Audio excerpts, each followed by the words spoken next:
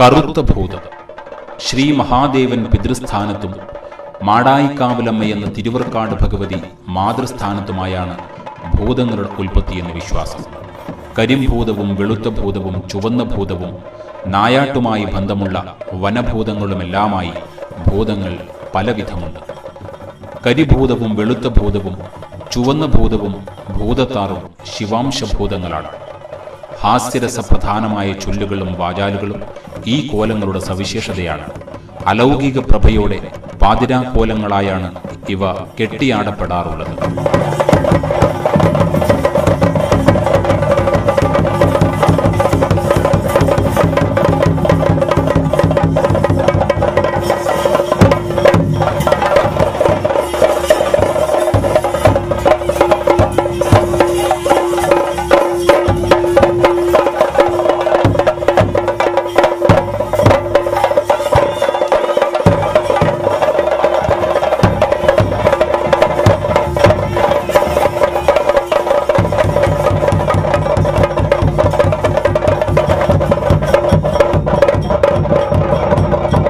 വെളുത്ത ഭൂതം.